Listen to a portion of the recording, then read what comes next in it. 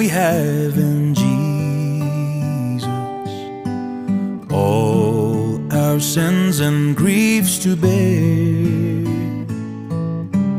What a privilege to carry everything to God in prayer.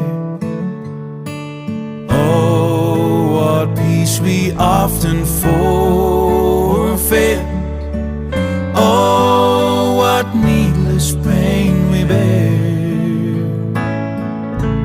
All because we do not care.